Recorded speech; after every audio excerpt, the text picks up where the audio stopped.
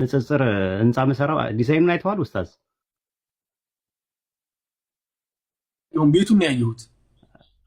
አይ ሌላ አዲስ አበባ ላይ ትልቅ ህንጻ 12 ፎቅ ዲዛይን ጨርሻለሁ። የሚገነባልኝም ባለሀብት ራሱ ጨርሻለሁ። ባለሀብቱ በጣም የሚታወቅ ኢትዮጵያ ውስጥ ባለሀብት ነው። ስሜ እንዳይጠቀስ ብሏል። ቦታ ብቻ ነው ልንገዛ በ40 ሚሊዮን ምናምን አሁን ፕሮሰስ ላይ ነን ያለ ነው። እሱ ሲገዛ የስምንቱ ፎቅ የገቢ ምንጭ ነው የሚሆናቸው ለንጽጽር ዳዮች፣ ለኡስታዞች፣ ክፍለ ሀገር ላሉት፣ ለንጽጽር ላይ ለሚሰሩ ሰዎች፣ ለሰለምቴዎች፣ ለሁሉም የገቢ ምንጭ ማንንም ሳያስቸግሩ እንዲኖሩ ማለት ነው። 4 ፎቅ ብቻ ነው ለኮምፓራቲቭ ሪሊጅን ትምህርት ቤት የሚሆነው እና ቢሮ ምናምን አድርገው መጠቀም ይችላሉ። ከዛ በኋላ ብናልፍ ምን አይቆጨኝም ብሞት። በቃ ለትውልዱ ማለት ሁሌ ልመና ኡስታዝ በጣም ነው የሚያስጠላው ራሱ ማለት ነው። አንገታችንን እየደፋን ነው የምንመጣው። ብራምጡ ብራምጡ ብራምጡ። ይሄ ሰው እኮ ይሰለቸዋል። አንድ ቀን ይቆማል። ደግሞ ኢኮኖሚካሊ እየተመታ ነው በአለም ላይ። አውሮፓ ላይ ኢኮኖሚ እየተመታ ነው። አሜሪካ ኢኮኖሚ እየተመታ ነው። በጣም ዲፍሌክሽን አለ። እስከ መቼ ድረስ ነው ሰው የሚያስቸግረው ሰው ማለት ነው? የራሳቸው የገቢ ምንጭ አድርገው ራሳቸውን እያስተዳደሩ ለትውልዱ መቀጠል አለባቸው ማለት ነው። ከዛ በላይ ያለ ልፋት 40 ሺህ ምናምን እየተከፈላቸው ንጽጽር ላይ ያሉ ሰዎች ስራዬ ብለው ኑሯቸው ከፈለጉ ትዳር ይመስርቱበት፣ ምንም ያርጉበት፣ በቃ ላይፋቸው ነው በቃ የነሱ ማለት ነው። እንደዛ ነው። ሚሽነሪዎች እኮ ሙሉ እንትናቸውን እየሰጡ ነው እንትን የሚሉት። እኛ ደግሞ እነዚህ ሰዎች አሁን መጀመሪያ ብር ብለው መጥተው አይደለም የመጡት ንጽጽር ላይ ያሉ ልጆች።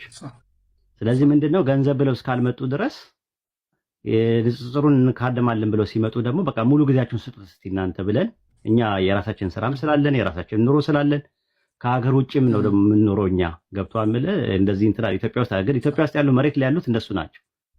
ለነሱ የሚሆን የገቢ ምንጭ አድርገንላቸው ኢንሻአላህ ከዛ በኋላ ሰው አያስቸግሩም። ሁሉ ፈንድሬዚንግ ወራይ መዋጮ ምናምን ውይ እንዴት ስልችት የሚል ነገር መሰለ ኡስታዝ አያስፈልግም ማለት ነው። እና እንደዛ ነው። የቦታ እያጠያየቅን ነው ያለው ነገር ምንድነው? በቦታ ያሰብነው እስከ በ500 ካሬ ሜትር ነው ያሰብነው አዲስ አበባ ላይ እስከ 40 ሚሊዮን እንትን ማለት አንድ ሰው 10 ሺህ ብር ቢያዋጣ 4000 ሰዎች በቂ ናቸው።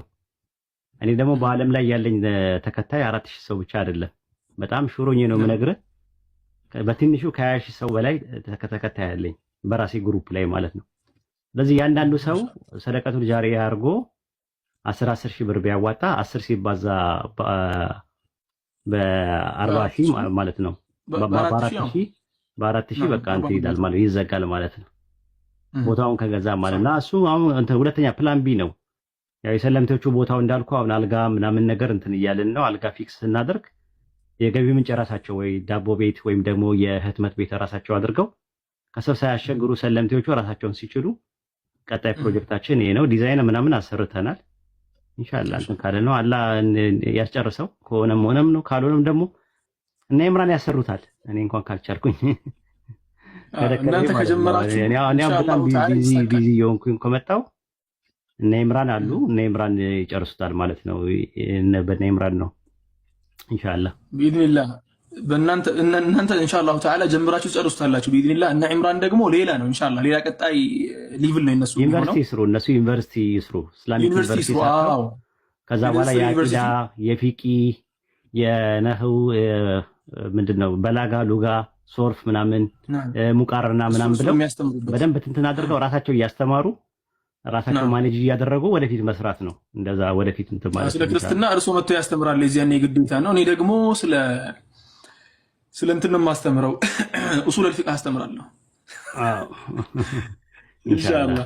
ምክንያቱም የኔ ዲግሪ በእንትን ነበር፣ በሸሪዓ ነበር። በነገራችን ላይ ዲግሪ ወሰድኩት ኩሊየተ ሸሪዓ ነበር የተማርኩት። ከዚያ በኋላ ማስተርስ ላይ መጥቼ ቀየስኩት ሙሉ በሙሉ ማለት ነው። ወደ ንጽጽሩ ላይ ያመጣሁት ማስተርስ ላይ አልአዲያ ወልመዛሂብ አልፊቅህያ ነው፣ ኮምፓራቲቭ ሪሊጅን የሚባለው እንጂ መጀመሪያ ላይ አቂዳ ላይ እንትን ላይ ነበር፣ ፊቂ ላይ ነበርኩኝ። እና ወላሂ እንዳሉት ኮሌጆች ኢንሻአላህ ተዓላ ለነሱ ተትቶ የፊቂ መሳላዎች በጣም ይከብዱኛል። እኔ አልዳፈርም። እኔ ኖርማል ማለት እኔ ፈትዋ ስሰጥ አንድ ሰው ያየሰው አለ ከስር ፈትዋ ስሰጥ ፈትዋ በጣም ነው ማለት በጣም ነው የምፈራው። እሱን ነው የምልህ። ግን እንትን ላይ ግን ስፔሻላይዝ አድርጋለሁ። ማሻአላህ አሁን አንተ መስራት ያለብህ እሱ ላይ ነው። ቀደር ላይ በለው 2 ቀን አዳመጥኩ። ማሻአላህ መጽሐፌን አይተዋል አይደለ? የኔ ማዳንና መዳን በእስላም ምዕራፍ 4 ላይ በእኔ አሁን የወሰድኩት ኮርስ ኦንላይን ነው የወሰድኩት። አሁን ፕሬዴስቲኔሽን